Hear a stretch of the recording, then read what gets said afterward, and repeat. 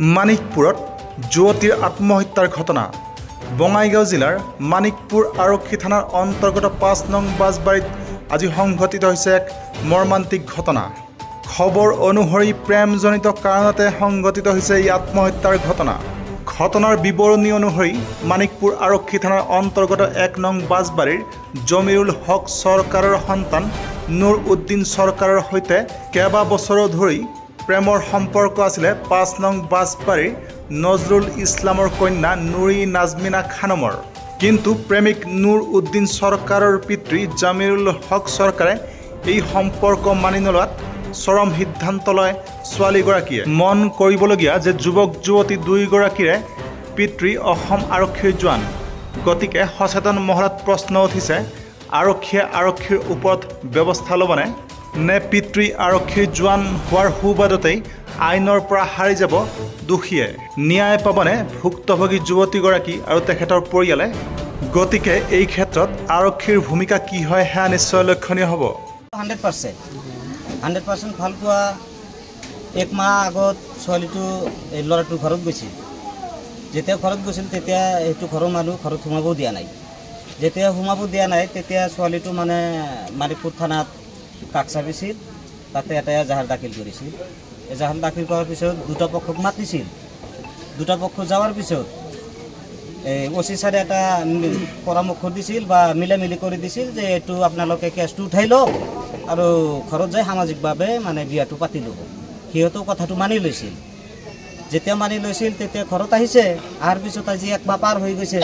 আমাৰ এই পক্ষৰ পৰা আমি মানুহ পঠাইছিলোঁ যে তেনেহ'লে সিহঁতে কাক নাচাপিলে, তেনেহ'লে আমি যাওঁ আগবাঢ়ি অলপ। আমি আগবাঢ়ি যাইছোঁ। যেতিয়া গৈছোঁ তেতিয়া মানে সিহঁতে ডাইৰেক্ট নাকচ কৰি দিছে যে নাই আমি এইটো নলওঁ, সিহঁতে কি কৰে কৰিব। এইটো শুনি ছোৱালীটো চুইচাইড কৰাটো এইটো খাটাং। তাতে মানে বিগজাতীয় মানে কিবা পেকেট এটা আমি পাইছোঁ, এইটো চাইছোঁ। আৰু এইটোৱে আমাৰ দাবী, বাপ পুতেকে দুটাকে এৰেষ্ট কৰিব লাগে। এই ডেড বডি পষ্টমৰ্টেমৰ আগত এৰেষ্ট কৰিব লাগে, নহ'লে এইটো লৈ আমি তীব্ৰভাৱে মানে আমি প্ৰতিবাদ কৰিম। আমি দৰকাৰ হ'লে মানিকপুৰ থানাও ঘেৰাও কৰিম। আমি যিখিনি কৰিব লাগে আমি কৰিম। ছোৱালীটো কিবা লিখি থৈ গৈছে নেকি?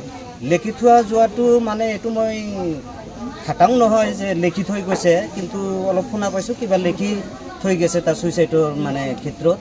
সেইটো মই মানে 100% নহয় আৰু আছিল। ল'ৰাটোৱে বোলে এতিয়া মানে হেৰি কৰিছে, নলয় বুলি কৈছে।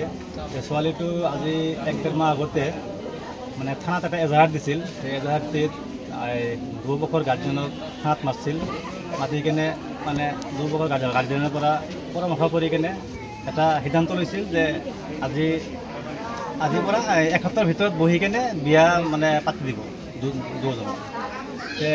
ঘৰত আহিছে, আহি কেনে আজি 1-1.5 মাহ হৈ গ'ল, কোনো খবৰ নাই। এতিয়া মানুহ পঠাইছিল, হয়তো মানুহ পঠাইছিল ল'ৰাৰ ঘৰত, সিহঁতেও মানে কোনো সাৰ দিয়া নাই, আমি ল'ম বুলি কোৱা নাই। সেইকাৰণে ছোৱালীটোৱে এতিয়া উপায় নাপায়, আমাৰ সন্দেহ উপায় নাপাই কেনে আজি এই ছোৱালীটোৱে আত্মহত্যা কৰিছে। কি খাই আত্মহত্যা কৰিছে এতিয়াতো ক'ব নোৱাৰি। তাৰমানে তাৰ ছোৱালীজনীৰ ওচৰত কিবা বিষাক্ত সামগ্ৰী পোৱা গৈছে আৰু পেকেট এটা পোৱা গৈছে। ল'ৰাটোৰ নাম কি? নুৰুদ্দিন হক চৰকাৰ। দেউতাকৰ নাম? দেউতাকৰ নাম জমিৰুল হক চৰকাৰ। ঘৰ ক'ত? ঘৰ 1 নং বাজবাৰী। ছোৱালীটোৰ নাম কি? নুৰে নাজমিন খানম। দেউতাকৰ নাম? নজৰুল ইছলাম খান। আৰু গাঁওখনৰ নাম? 5 নং বাজবাৰী। এতিয়া আপোনালোকে কি বিচাৰে? এতিয়া আমি বিচাৰোঁ উচিত তদন্ত হ'ব লাগে, আৰু তদন্ত হৈ ল'ৰাটো যদি দোষী তেনেহ'লে উচিত শাস্তি দিব লাগে। আমি প্ৰশাসনৰ ওচৰত এইখিনি দাবী জনাইছোঁ। যদি দোষী তেনেহ'লে উচিত শাস্তি দিব লাগে আৰু 24 ঘণ্টাৰ ভিতৰত এৰেষ্ট কৰিব লাগে। পষ্টমৰ্টেম হোৱাৰ আগতে এৰেষ্ট কৰিব লাগিব।